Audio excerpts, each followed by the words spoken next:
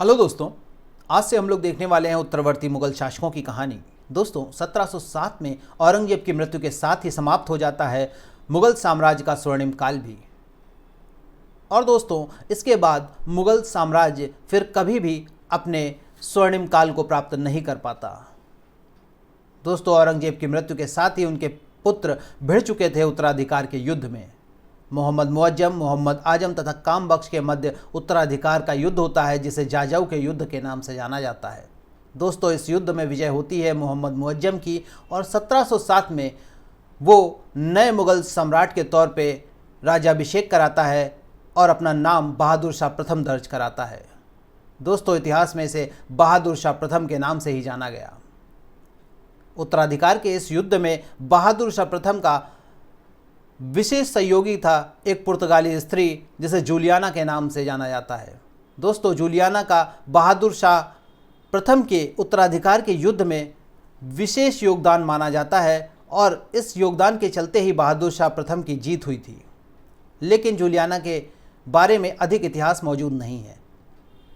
दोस्तों गद्दी पे बैठते समय बहादुर शाह प्रथम की उम्र 63 वर्ष हो चुकी थी और इसे मुगल सम्राटों में सबसे उम्रदराज माना जाता है।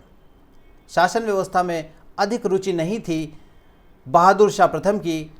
दोस्तों वो बहुत ही लापरवाह शासक रहा, इसलिए उस समय के प्रसिद्ध इतिहासकार खफी खां ने इसे साहे बेखबर की उपाधि दी। लेकिन मुगल सम्राट होने के नाते जो भी थोड़ा बहुत शासन इसने किया, उसमें जो विशिष्ट गुण थे या विशिष्ट क्षेत्रों में जो काम किए वो यहाँ दर्ज है। दोस्तों बहादुर शाह प्रथम तकरीबन अकबर के बराबर काम करना चाहता था, यानी अकबर के पद चिन्हों पर चलते हुए उसने भी उदारवादी नीतियां ही अपनाई। वो हिंदू सरदारों, राजाओं और अन्य धर्मों के प्रति बड़ा उदारवादी बना रहा। उसने मराठों को दक्षिण भारत से, यानी दक्षिण भारत के तकरीबन 6 राज्यों से सरदेशमुखी एकत्रित करने का अधिकार प्रदान कर दिया। औरंगजेब के समय शिवाजी के पौत्र शाहू जो बंदी बना लिए गए थे, उनको इसने शासक बनते ही मुक्त कर दिया। दोस्तों बहादुर शाह प्रथम के गुरु गोविंद सिंह उस समय के सिख गुरु के साथ बहुत ही बेहतर संबंध रहे और सिखों के साथ अपने संबंध मजबूत करने के लिए उसने एक बड़ा मनसब प्रदान किया। दोस्तों गुरु गोविंद जी ने भी दक्कन के युद्ध में बहादुर शाह प्रथम की काफ़ी मदद की। लेकिन सिखों के नेता बंदा बहादुर के साथ बहादुर शाह प्रथम की कभी नहीं बनी, उनके संबंध कभी भी अच्छे नहीं हो पाए। दोस्तों बहादुर शाह प्रथम ने बुंदेला सरदार छत्रसाल और जाट सरदार चूड़ामन के साथ भी मित्रवत व्यवहार किया और औरंगजेब के समय के खराब हुए संबंधों को फिर से सही करने की कोशिश की। बहादुर शाह प्रथम के दरबार में 1711 में आते हैं डच प्रतिनिधि शिष्टमंडल, जिसका नेतृत्व किया था जेसुआ केटेलार ने।